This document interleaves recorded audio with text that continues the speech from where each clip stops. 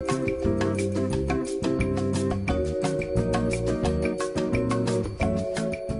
the words of Stephen Fry, good evening, good evening, good evening, good evening, good evening, and welcome to another installment of Kitchen with I. Today, we're going to be making something very special, something that I just kind of stumbled upon. It's a chicken piccata-esque. I actually don't even know if it is a chicken piccata, but it tastes like a chicken piccata and it looks like a chicken piccata, so close enough. And actually, I think it's a little bit healthy. First thing is first, we want to grab our raw chicken breast.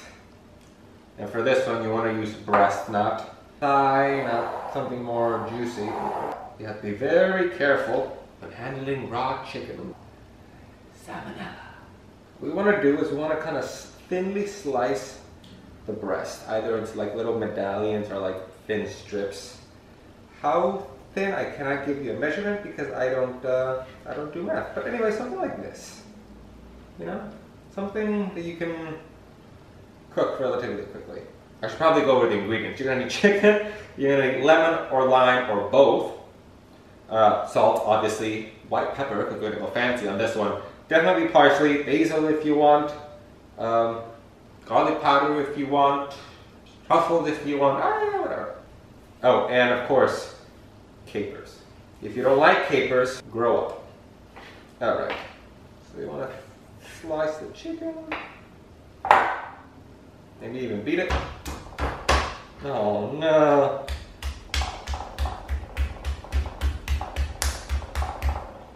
Alright, and then put that in the bowl. Now, wash. Wash, wash. For the love of God, wash immediately. The washing includes the surfaces, because you never know. Any little splash or, you know, you gotta take extra precautions. Now, don't listen to me, but when I use cleaning products, I prefer the good old fashioned, you know, chemical, don't inhale too hard because you might get a little buzz kind of cleaning supply. Now that we have disinfected from the salmonella, we're gonna grab our chicken, do one lime, because I love lime. I feel like Latinos like lime better than lemon. Well, of course, in Spanish it's backwards. Limon is lemon, lemon is limon. Found the cut. Great. Woo! It stings like an insult from Betty Davis. Speaking of which, I was rewatching Feud the other day. So good. Gut. Let the seeds fall in there, it's fine. This is going to be marinating for a while anyway, so you're good. So then grab your salt. Kosher salt, always kosher salt. Salt it. We're going to go with white pepper. How much? I don't know. Like that. Not that. Basil. Just a little sprinkle. A little bit of parsley. My favorite, garlic powder. I love the garlic powder if you have a garlic sensitivity. And then you just want to sprinkle. Does this happen every time? You want to drizzle some olive oil in there. Get all up in there and just mix. See, now this has to be disinfected again. Oh my god, there's juices all over the counter. You want it to look like that. And you can cover it with saran wrap or any other brandless plastic thing.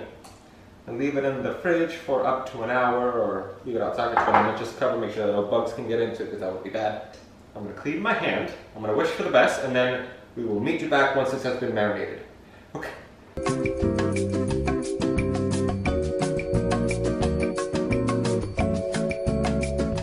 Oh, what, my hat? Thanks. I hear it really brings out my glaucoma. Anyways, now this has marinated a bit, either outside or inside the fridge, whatever. You want to turn on your pan, use one of these, something with a side, so you won't splash.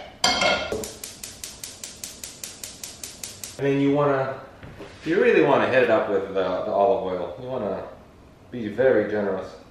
One thing, I do hope that I am not forced to turn on the extractor because it is very, very loud. It also means that I hope that my fire alarm doesn't go off because it is very, very sensitive. Fingers crossed. You want to make sure that it's coated and that it's nice. You don't really need a top. Sometimes I've used the top for the chicken. It's up to you. I think if you have the time, don't keep it uncovered. I'm gonna use tongs. I like a good tong. Yes. You hot yet, sir?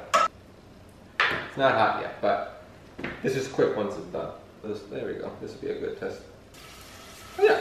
Alright, so just throw your chicken in there. You want to give it some space, but you can grab it. That's fine. If you're using a lot of chicken, just do it in batches, and then you just pour this over the side. I'm always surprised at how long chicken takes to cook. Hear that? Blood, blood, blood. See, look how it gets all white. That's the piccata look that we're going for. This is the look that we're going for. And unfortunately, if you're working in batches, the oil in the pan will start to brown, so your later pieces of chicken will look a little more brown and crispy than these first ones, which is fine. Something happens with the lemon juice and the olive oil that it like combined into a creamy, viscous texture, which I wasn't expecting the first time I stumbled upon this. Literally, I stumbled upon it. I didn't know what I was doing. This looks phenomenal. You don't want to overcook, but you also don't want to undercook. Now, just lemon it up. Just go for it. Obviously, if you love lemon, just go ahead and just use as many lemons as you like. This might be some good time to play some royalty-free music.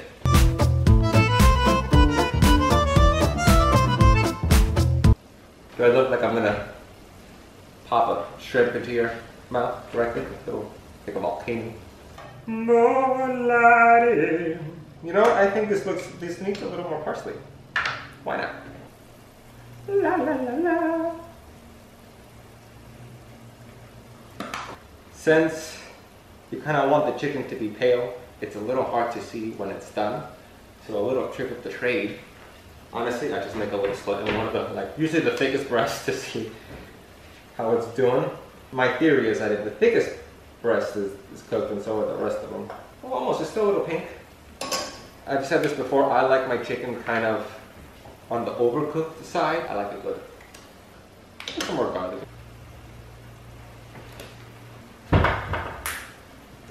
Right, that's what Italians do. No? Look how, see how it's getting thicker and more viscous? I like that word, viscous.